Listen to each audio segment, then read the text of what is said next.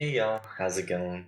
I wanted to try to do a different video today where I talked a little bit more about my diagnosis with bipolar disorder and some of the things I experience in my life because of my mental health diagnosis and the symptoms I face. Kind of a difficult video for me to do, but it's something I really want to do, and kind of a direction I want to go is helping people to see the symptoms of mental health that people don't really get to see if they don't know someone close to them, or even if they know someone close to them, they might not see the symptoms that someone's going through.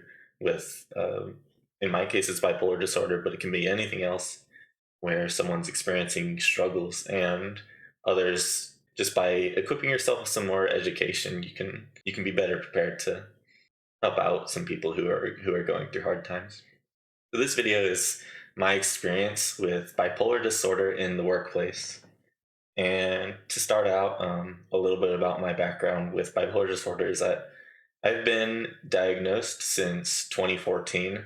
So roughly about 6.5 years, I've been diagnosed and been going through treatment with bipolar disorder. And long story short with that is that there hasn't been a perfect treatment, and I think that's the case for a lot of people dealing with mental health struggles. Is you never find a perfect treatment, except for a few very fortunate people. They do get that perfect treatment, but for me, I'm still struggling quite constantly, and it means that I have difficulties. And in my working career, since I started working when I was 18, I've never once been able to maintain a single job for longer than 1 year. And rarely have I maintained a job for longer than 6 months, only a few times.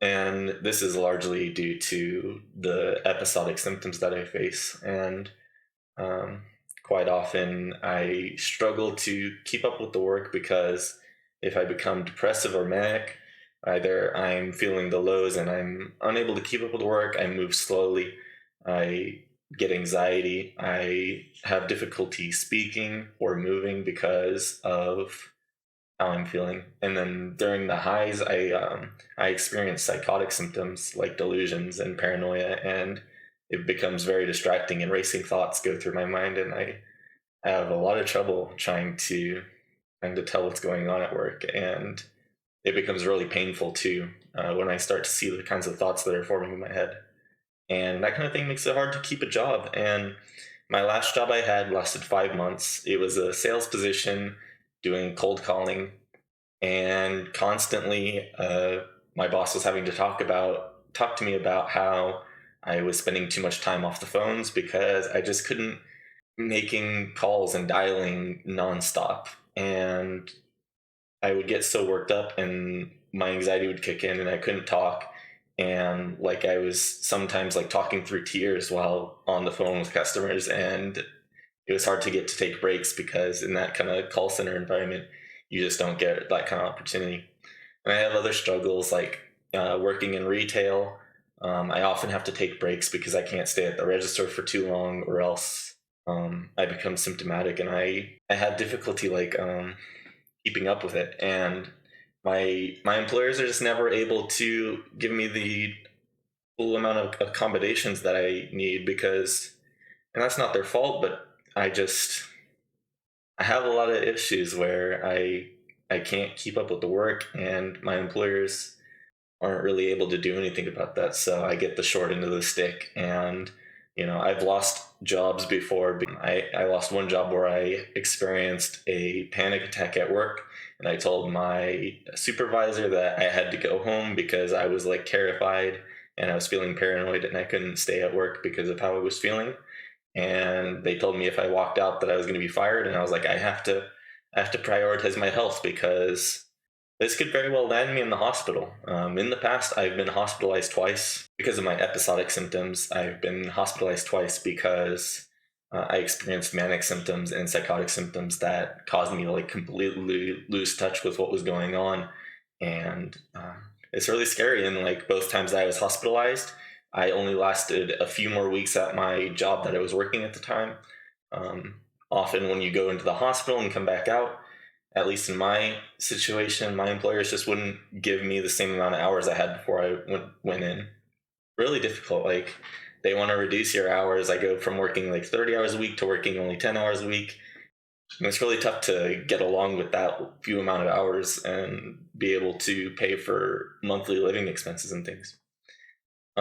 So I just want to open the conversation and talk about. I'd like to see more empathy in the workplace and people understanding. It's like I said, it's an education issue. People don't really learn about mental health issues, and even when you tell them, "Hey, I have a disability. This is affecting me at this job. Um, would you be able to work with me?" They often might say, "Yeah, we can work with you," but they don't really get the full extent of what's going on with you. Um, Nobody can really tell what delusional symptoms are like, or the inability I have to speak or move when I'm depressed, and how I completely shut down. And it's not their fault right now. Like, education worldwide just doesn't cover this enough, and I'm worried I'm never going to find a job that suits me to be able to keep up with the work because of my symptoms. Even on the high doses of medication I'm on, I'm still facing these symptoms, and it's probably going to stay that way for a while. So I'm out here trying new avenues. I'm hoping that maybe content creation online might work for me because it's something that I'm able to do and enjoy doing without feeling pressure of work, because I'm able to stop whenever I'm uncomfortable and start again whenever I'm feeling better. So I hope to be successful in the future, but it's really scary out here, not being able to maintain jobs and workplace relationships as well. You can tell your supervisors what's going on, but it's really scary telling anyone else because your coworkers are going to judge you. At least that's how it always feels. Some of them are kinder and you open up to those ones, but even when you open up to those other coworkers, you sometimes just get really bad responses, and sometimes it feels shameful and it really hurts. And you have to work through those things in therapy, and I do that. But overall, I get hurt whenever I can't have a good workplace relationship with my coworkers, and that eventually contributes to me having stressors that cause symptoms for me at work too. My anxiety increases and things like that. So then I'm dropping in work performance again because of it. Um, so I just wanted to talk a little bit about my experience because everyone with mental health struggles might experience something different, but for me, this is how I experience it, and I'm hopeful that in the future I'll continue to improve. But at the end of the day, I'm glad that I've made decisions in the past to prioritize my health um, over situations where an employer wasn't going to recognize the help I needed, and I'm continuing to strive to try to improve and be grateful for how things are going. So that's just what I wanted to talk about today. Thank you for taking the time to listen to me. I want to talk more about mental health and bipolar disorder and my experiences in the future. So I hope that some people will come along and listen. Thank you. Bye bye.